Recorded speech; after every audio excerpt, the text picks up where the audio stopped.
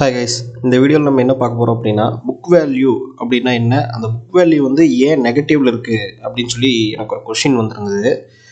So book value பார்த்தீங்கன்னா ஒரு சில டைம் மைனஸில் இருக்கும். ஒரு கம்பெனியில் வந்து புக் வேல்யூ வந்து பிலோ 0 கீழே இருந்ததுன்னா, அதாவது வந்து மைனஸ் 0 சம்திங் இருக்கும், -1 இருக்கும், -2 இருக்குது. இந்த மாதிரி புக் வேல்யூ வந்து மைனஸில் இருக்கும் ஒரு சில கம்பெனிஸில். அது வந்து எதனால் அது வாங்கலாமா வேண்டாமா அப்படின்னு சொல்லி ஒருத்தர் கேட்டிருந்தாரு. நான் அதுக்கு வந்து இந்த வீடியோவில் எல்லாத்துக்குமே அது யூஸ்ஃபுல்லாக இருக்குங்கிறதுனால நான் ஆன்சர் பண்ணுறேன். ஃபஸ்ட்டு வந்து புக் வேல்யூனா என்னன்னு நீங்கள் தெரிஞ்சுக்கிட்டிங்கன்னா அது மைனஸில் இருந்தால் என்ன ஆகும் அப்படிங்கிறது நீங்கள் தெரிஞ்சுக்கலாம். அதுக்கு சிம்பிளான ஒரு எக்ஸாம்பிள் வந்து இப்போ பார்த்தீங்கன்னா ஃபஸ்ட்டு வந்து ஒரு சிம்பிளாக ஒரு மளிகை கடை வச்சுருக்கீங்கன்னு வைங்க. ஒரு மளிகை கடை இருக்குது, சரிங்களா? அந்த மளிகை கடையை வந்து பார்த்தீங்க அப்படின்னா என்ன பிஸ்னஸ் நடக்குங்கிறது உங்களுக்கு எல்லாத்துக்குமே தெரியும், சரிங்களா? ஜஸ்ட் வந்து பொருளை ஹோல்சேலில் வாங்கி அதை ஸ்டோர் பண்ணி வச்சு நமக்கு ரீட்டைலாக வரவங்களுக்கு கொடுப்பாங்க. அதில் ஒரு சின்ன பர்சன்டேஜ் எல்லாத்தையுமே வந்து பார்த்தீங்கன்னா ஒரு எம்ஆர்பி ரேட்டோடவுமே கம்மியாக தான் அவங்க வாங்குவாங்க. நமக்கு அதுலேருந்து எம்ஆர்பி ரேட்டுக்கு சேல் பண்ணும்போது அவங்களுக்கு ஒரு ப்ராஃபிட் கிடைக்கிது, சரிங்களா? இதுதான் பிஸ்னஸ். ஸோ இதுக்கு என்ன வேணுங்கிறது உங்களுக்கு எல்லாத்துக்குமே தெரியும், சரிங்களா? ஒரு இடம் வேணும், ஒரு கடை வேணும், ஜஸ்ட் வந்து பொருள் வேணும் சேல் பண்ணுறதுக்கு, அவ்வளோதான். இப்போது இந்த கம்பெனியோட புக் வேல்யூ அப்படின்னா என்ன, இந்த மளிகை கடையோட புக் வேல்யூ அப்படிங்கிறது என்ன அப்படிங்கிறத பார்த்தீங்க அப்படின்னா, இது வந்து நம்ம ரொம்ப டீப்பான அக்கௌண்டிங் டேர்ம்ஸில் போக வேண்டாம். ஏன்னா அதுக்கு அக்கௌண்டிங் உங்களுக்கு எல்லாத்துக்குமே தெரிஞ்சிருந்தால் மட்டும்தான் அது உங்களுக்கு புரியும், இல்லைன்னா வந்து புரியாது. இருந்தாலும் நான் ஒரு சிம்பிளான எக்ஸ்ப்ளனேஷன் கொடுக்குறேன் நான். அது புரிஞ்சால் போதும் புக் வேல்யூனா என்னன்னு உங்களுக்கு தெரிஞ்சிடும், சரிங்களா? ஃபர்ஸ்ட் வந்து இவர் வந்து ஒரு வண்டியும் வச்சிருக்கிறாருன்னு வைங்க, சரிங்களா? ஒரு வண்டி ஒன்று வச்சிருக்கிறாரு. அதை வச்சு தான் வந்து பொருளை எடுத்துகிட்டு வந்து சேல் பண்ணுறாருன்னு வைங்க.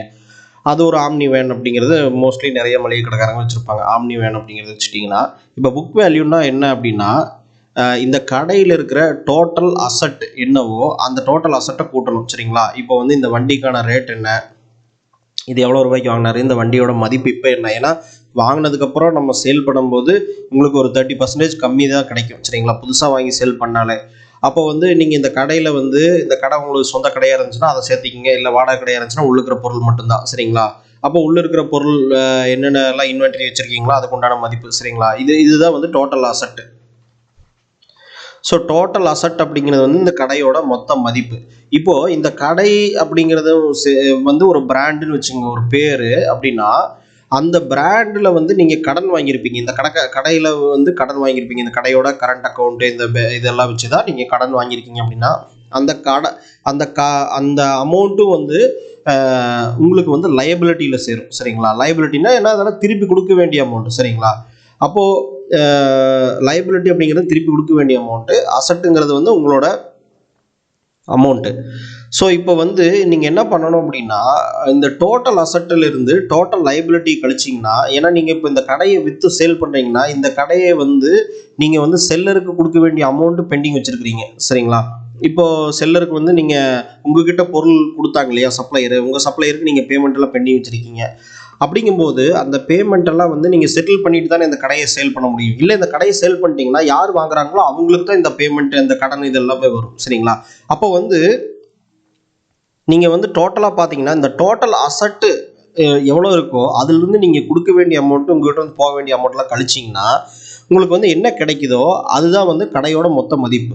ஸோ இந்த கடையோட மொத்த மதிப்பு மைனஸில் இருக்குது அப்படின்னா என்ன அர்த்தம், உங்களுக்கு ஈஸியாக புரிஞ்சிருக்கும். லைபிலிட்டி வந்து டோட்டல் அசட்டை விட அதிகமாக இருக்குது அப்படின்னு அர்த்தம். அதாவது நீங்கள் கொடுக்க வேண்டிய கடன் வந்து ஒரு 10 லட்ச ரூபா அப்படின்னா கடையோட மதிப்பே ஒரு 8 லட்ச ரூபா தான் வருது. இந்த வண்டி இந்த கடையில் உள்ளே இருக்கிற பொருள்லாம் சேர்த்தி ஒரு 8 லட்ச ரூபா தான் வருது அப்படின்னா நீங்கள் வந்து கொடுக்க வேண்டிய கடனே 10 லட்சம், சரிங்களா? அப்போது 2 லட்ச ரூபா இடிக்குது, ஓகேங்களா? 2 லட்ச ரூபா நீங்கள் தான் கையிலேருந்து கொடுக்கணும் கடனுக்கு, ஓகேங்களா? அந்த சப்ளையருக்கும் கடன் வாங்கினவங்களுக்கும் நீங்கள் தான் 2 லட்ச ரூபா எக்ஸ்ட்ரா கொடுக்கணும். அப்போ இந்த கடையோட மொத்த மதிப்பை கடையை டிஸ்பேண்டில் பண்ணி விற்றா கூட உங்களுக்கு வந்து கிடைக்கக்கூடிய அமௌண்ட் அப்படிங்கிறது வந்து கடனெல்லாம் கழிச்சா லாஸ், சரிங்களா? அப்போ அந்த அமௌண்ட் தான் வந்து புக் வேல்யூ அப்படிங்கிறது. டோட்டலாக அசட்டு மைனஸ் லைபிலிட்டி பண்ணாலே புக் வேல்யூ. ஆனால் அந்த புக் வேல்யூ மைனஸில் இருந்தது அப்படின்னா டோட்டல் லைபிலிட்டி வந்து அசட்டை விட அதிகமாக இருக்குது அப்படின்னு அர்த்தம். ஸோ இந்த மாதிரி கம்பெனி நீங்கள் வாங்குவீங்களா, அதுதான் புக் வேல்யூ வந்து மைனஸில் இருக்கிறதுக்கான காரணம். ஸோ இதுதான் வந்து சிம்பிளாக நீங்கள் புரிஞ்சுக்க வேண்டிய விஷயம். புக் வேல்யூ அப்படிங்கிறது வந்து நாளைக்கு இந்த கம்பெனியை நீங்கள் வாங்கின ஷேர் ஏதாவது ஒரு கம்பெனியில் வாங்கியிருக்கீங்கன்னா அந்த கம்பெனியை விற்று டிஸ்மேண்டில் பண்ணி உங்களுக்கு அமௌண்ட்டை செட்டில்மெண்ட் பண்ணுறாங்கன்னா அந்த அமௌண்ட் வந்து உங்களுக்கு செட்டில்மெண்ட் பண்ணவே முடியாது. ஏன்னா அதில் நீங்கள் அந்த கம்பெனி வச்சிருக்கிற கடனும் லைபிலிட்டியுமே அவங்க டிஸ்மேண்டில் பண்ணி கொடுக்கறதுக்கே சரியாக போயிடும். ஸோ இந்த கம்பெனி வந்து இந்த மாதிரியான சுச்சுவேஷன் தான் வந்து பேங்க்ரப்டசின்னு சொல்லுவாங்க. அதாவது வந்து டோட்டலாக வந்து எல்லோ பேப்பர் இஷ்யூ பண்ணுறது, மஞ்சள் நோட்டீஸ்ன்னு சொல்லுவாங்க. ஸோ இந்த விஷயங்கள் வந்து ஒரு புக் வேல்யூ அப்படிங்கிறது நெகட்டிவாக இருந்துச்சுன்னா நம்ம வந்து வாங்க வேண்டாம் அந்த கம்பெனி. ஆனால் ஒரு சில சுச்சுவேஷனில் இதை நம்ம வந்து கன்சிடர் பண்ணுவோம். ஆனால் அது வந்து பார்த்தீங்க அப்படின்னா அந்த கம்பெனியோட எதனால அந்த புக் வேல்யூ வந்து மைனஸில் இருக்குது, ஏன்னா இது லைபிலிட்டியில் மைனஸ் அப்படின்னா அப்போ டோட்டல் அசட்டோட ஒர்த் என்ன, அதோட உண்மையான ஒர்த் என்ன, அந்த அசட்டை வந்து நம்ம வச்சு என்ன செய்யலாம் அப்படிங்கிறத பொறுத்து ஒரு சில பேர் வாங்குவாங்க. ஸோ அதனால வந்து என்னென்னா நம்ம வந்து ஒரு ஷேர் இன்வெஸ்டராக பார்க்கும்போது இந்த மாதிரி கம்பெனிஸை வந்து அவாய்ட் பண்ணிடணும். இந்த மாதிரி கம்பெனிஸ் எல்லாம் வந்து அக்யூமுலேட்டட் ப்ராஃபிட் லாஸில் வந்து பார்த்தீங்கன்னா இது லாஸை தான் எடுத்துகிட்டு இருக்கும். சரிங்களா? ஃபார் எக்ஸாம்பிளுக்கு வந்து இந்த மாதிரி ஒரு ஸ்டாக்கை நம்ம பார்க்கணும் அப்படின்னு கேட்டிங்கன்னா, இப்போது டிஜி கண்டென்ட்னு சொல்லிட்டு ஒரு கம்பெனி இருக்குது. இதில் பார்த்தீங்கன்னா -0.85 அப்படிங்கிறது புக் வேல்யூ இருக்குது. ஸோ இவங்க வந்து பார்த்தீங்கன்னா உங்களுக்கு தெரியும், இதில் வந்து பேலன்ஸ் ஷீட்டில் போனீங்கன்னா -17 கோடி இருக்கும் ரிசர்வ்ஸில். இது ரிசர்வ்ஸ் அண்ட் சப்ளஸ்ன்னு சொல்லுவாங்க. அதாவது வந்து ப்ராஃபிட் லாஸை வந்து நம்ம எடுத்து இந்த பேலன்ஸ் ஷீட்டில் வந்து டெரைவ் பண்ணுவோம். இதுக்கு வந்து அக்கௌண்டிங் டேர்ம்ஸ் தெரிஞ்சிருக்கணும். அக்கௌண்டிங் தெரிஞ்சிருந்தால் மட்டும்தான் உங்களுக்கு புரியும். இருந்தாலும் நான் சிம்பிளாக சொல்கிறேன். இப்போ இது பார்த்தீங்கன்னா லாஸ் வந்து 17 கோடி லாஸை தான் அக்யூமுலேட் பண்ணிகிட்டு இருக்கு. சரிங்களா? லாஸ்ட் இயரில். அப்போது அசட் வந்து அதை விட கம்மி. அதாவது இந்த டோட்டல் அசட்டை வந்து நம்ம கால்குலேட் பண்ணும்போது லைபிலிட்டி வந்து அதை விட அதிகம். இவங்க கடன் வாங்கின அமௌண்ட்டு, இவங்க கொடுக்க வேண்டிய அமௌண்ட்லாம் ரொம்ப அதிகம். அதனால் வந்து என்னென்னா இந்த கம்பெனி டிஸ்மேண்டில் பண்ணாலும் உங்களுக்கு ஒன்றும் கிடைக்காது, அவங்களுக்கு கொடுக்க வேண்டியது அதிகம். அப்படிங்கிறதுனால இந்த கம்பெனியை பொறுத்த வரைக்கும் அப்போ ஏன் இந்த கம்பெனி யாருமே வாங்க மாட்டாங்கன்னு கேட்டிங்கன்னா, எப்பவுமே ஃபியூச்சரை கால்குலேட் பண்ணி தான் நம்ம வந்து ஒரு கம்பெனியை பை பண்ணுவோம். அது வந்து புக் வேல்யூவாக இருந்தாலும் சரி, இல்லை மார்க்கெட் ப்ரைஸாக இருந்தாலும் சரி.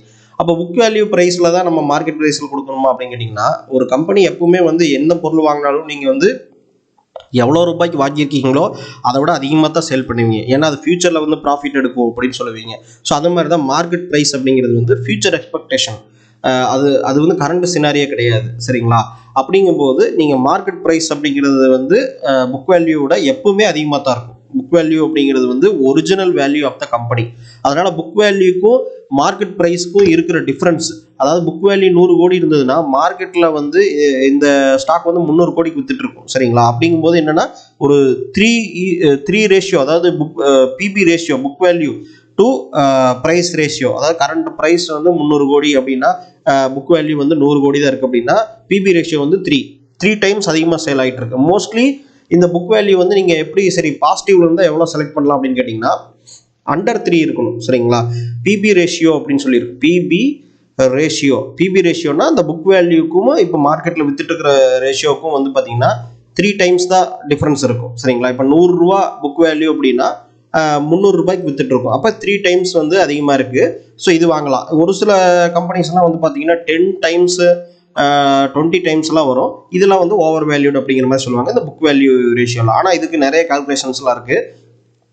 நீங்கள் இந்த மாதிரி வந்து எப்படி இன்வெஸ்ட் பண்ணணும், எப்படி வந்து ஸ்டாக்ஸை வந்து பை பண்ணணும், என்னென்னலாம் பார்க்கணும் அப்படிங்கிறது வந்து தெளிவாக ஸ்ட்ராட்டஜி ப்ளஸ் ஸ்ட்ராட்டஜியோட நான் கம்ப்ளீட்டாக கோர்ஸ் கிரியேட் பண்ணி போட்டிருக்கேன். அந்த கோர்ஸ் வந்து இந்த வீடியோவோட டிஸ்கிரிப்ஷனில் இருக்குது.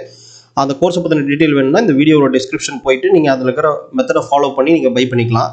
சரிங்களா? நிறைய ஸ்டூடெண்ட்ஸ் பை பண்ணியிருக்காங்க, அதனால் பெனிஃபிட் ஆகிருக்காங்க. அதோட ப்ரூஃப் வீடியோஸ் எல்லாம் நான் நம்மளோட சேனல்லே போட்டிருக்கேன். ஸோ அதனால் வந்து நீங்கள் உங்களுக்கு கோர்ஸ் வேணும்னு நினச்சிங்கன்னா கீழே போய் பை பண்ணிங்க. அதில் இந்த மாதிரி நிறைய விஷயங்கள் எல்லாமே கிளியராக சொல்லி கொடுத்துருப்பேன். அதெல்லாம் பார்க்கணும், எப்படி ஃபில்டர் பண்ணணும் ஸ்டாக்கை, எப்படி வந்து பை பண்ணணும், எப்படி வந்து செல் பண்ணணும் அப்படிங்கிறது வந்து டெக்னிக்கல் அனாலிசிஸ் ப்ளஸ் ஃபண்டமெண்டல் ரெண்டுமே சொல்லி கொடுத்துருப்பேன். ஸோ நீங்கள் அந்த வீடியோவை போய் பாருங்கள் டீட்டெயிலாக வேணும்னா. ஸோ நெக்ஸ்ட் வீடியோவில் பார்க்கலாம்.